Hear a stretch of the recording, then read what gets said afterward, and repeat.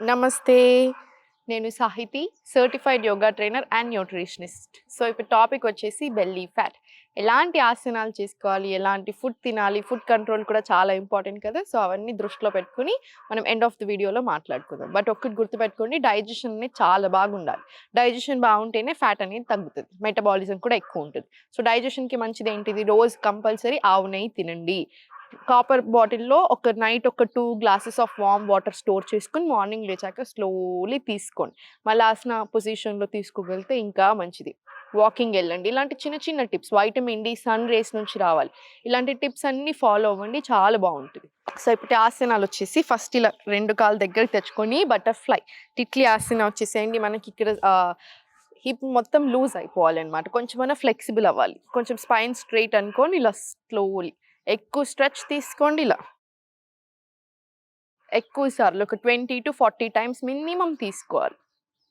ఇలా ఒక 20-40 టైమ్స్ తీసుకున్న తర్వాత ఈ 2 చేతులు ఇక్కడ పెట్టేసుకొని స్లోలీ ఇలా ఫార్వర్డ్ బెండ్ తీసుకోండి.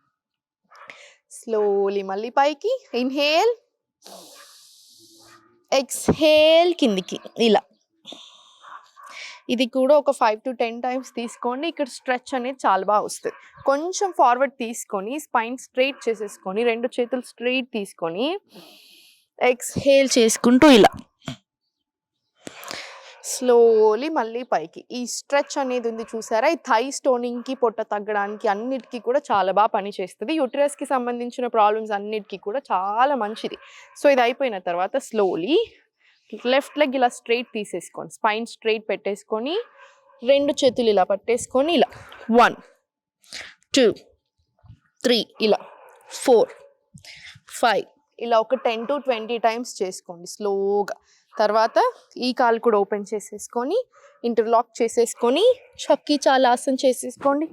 ఇలా ఎక్కువ డిస్టెన్స్తో చేసుకోండి. యూజువల్లీ మనం కొంచెం తక్కువ డిస్టెన్స్ తీసుకుంటాం కదా, ఎక్కువ డిస్టెన్స్ ఇచ్చేసేయండి. క్లాక్ వైజ్ 10 టైమ్స్, రివర్స్ డైరెక్షన్లో కూడా ఇలా ఒక 10 టైమ్స్. వెనకాలకి ఎక్కువ బెండ్ చేస్తే ఫార్వర్డ్ కూడా ఎక్కువ బెండ్ వస్తుంది ఇలాగా.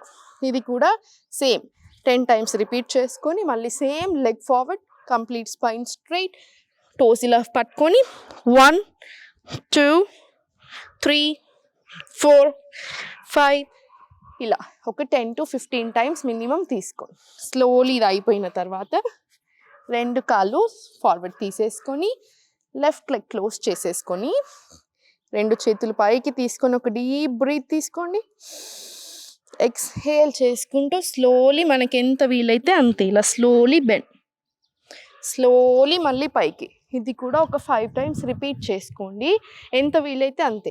ఇంతే వస్తే ఇంతే కూడా సరిపోతుంది. స్పైన్ పొజిషన్ చూసుకోండి. సేమ్ ఇటు సైడ్ కూడా రిపీట్ చేసుకోండి. ఇన్హేల్, ఎక్స్‌హేల్ కిందికి, స్లోలీ మళ్ళీ పైకి.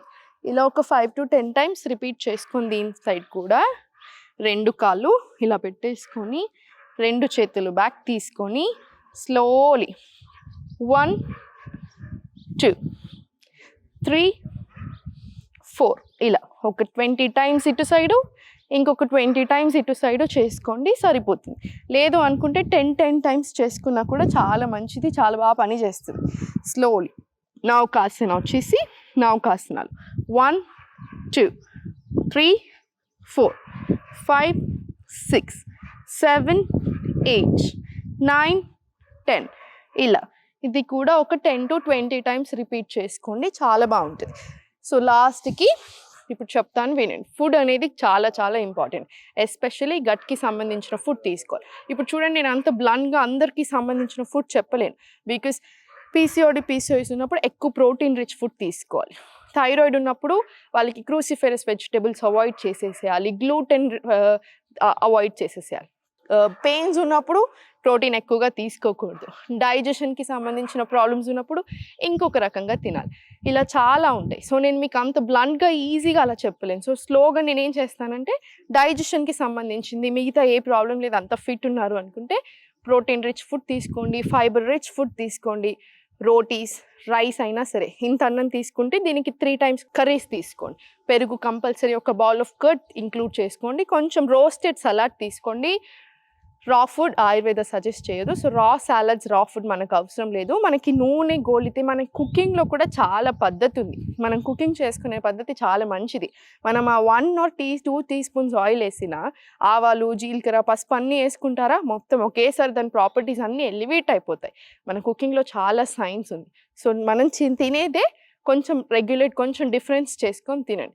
మీకు హెల్ప్ కావాలి అనుకుంటే నా దగ్గర మీల్ ప్లాన్స్ కూడా ఇస్తాను, తీసుకోవచ్చు. క్లాసెస్ స్టార్ట్ అవుతున్నాయి, జాయిన్ అవుతే ఇంకా బెటర్. మీకు ఏ డౌట్ ఉన్నా కింద చూపిస్తున్న నెంబర్ని కూడా కాంటాక్ట్ చేయొచ్చు.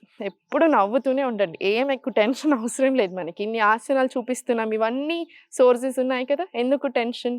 మంచిగా చేసేసుకోండి, ఎప్పుడు నవ్వుతూ ఉండండి.